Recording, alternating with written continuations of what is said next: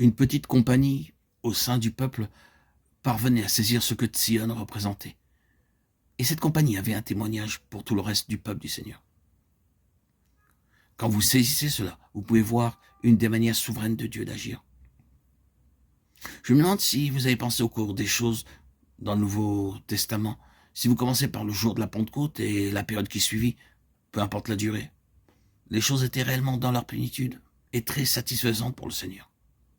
Il avait sa pensée très largement exprimée lors de ces premiers jours ou ces mois, et cela peut même avoir duré pendant quelques années. Mais ensuite, les choses ont commencé à changer.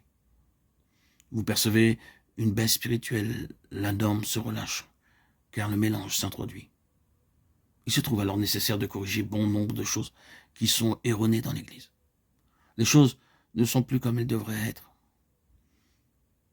Il apparaît même que ce processus allait en se développant.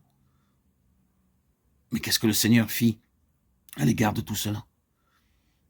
Est-ce qu'il a dit c'était grandiose, mais cela n'a pas duré? Ils ne peuvent pas atteindre ce standard. Il est évident qu'ils ne seront pas capables de maintenir le niveau spirituel originel. C'est pourquoi je dois m'accommoder moi-même de cette situation et accepter un niveau plus bas, en essayant bon gré mal gré d'être satisfait de tout cela. Est-ce que le Seigneur a fait cela? Il ne l'a pas fait. Ce qui est impressionnant et remarquable, c'est que le Seigneur commença à donner davantage de révélations, avec plus de plénitude. Et cela, alors même que l'Église n'était plus ce qu'elle avait été auparavant. Nous avons cela dans les dernières lettres de la vie de l'apôtre Paul. Qui peut demeurer debout devant ce qu'elles contiennent? Regardons la condition des faiblesses, les défauts, les limitations du peuple du Seigneur. Et cependant, malgré l'accumulation de problèmes, il ne s'accommode pas de cette situation étriquée. Il ne l'accepte pas. Et il y répond par plus de révélations. À quel stade sommes-nous parvenus aujourd'hui? Beaucoup ne veulent pas aller plus loin. Mais certains ont ce désir, et par ce noyau, cette petite troupe représentative. Ils gardent la lampe du plein témoignage allumée. Même quand les ombres rampent dans l'Église, il entretiendra un plein témoignage, même si cela doit être seulement par quelques-uns. C'est ce que vous avez dans les premiers chapitres du livre de l'Apocalypse.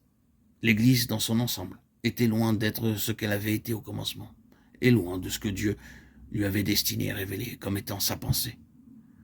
Mais il ne l'excuse pas, ne s'accommode pas et ne l'accepte pas. Il présente de nouveau la pleine révélation et réitère son appel à cette compagnie parmi les églises. Pourquoi Dieu réagit-il ainsi pour un témoignage envers Israël? Le témoignage au caractère représentatif pour tout Israël. Oh, puissions-nous saisir cela. Même si vous ne comprenez pas pleinement ce que le Seigneur désire, vous devez vous décider soit aller avec le mouvement général, le nominal, l'ordinaire, ou être avec Sion. C'est le point sur lequel nous devons peut-être insister le plus avant de terminer. Mais la chose essentielle, c'est que Dieu recherche ce que Sion signifie. C'est-à-dire une compagnie représentative qui a un témoignage plus plein pour tout Israël et qui sera dans l'expérience de ces choses en faveur des autres. C'est ainsi que le Seigneur veut satisfaire ce grand besoin, en ayant parmi son peuple quelques-uns qui seront une satisfaction pour lui et qui le connaissent de cette manière plus pleine.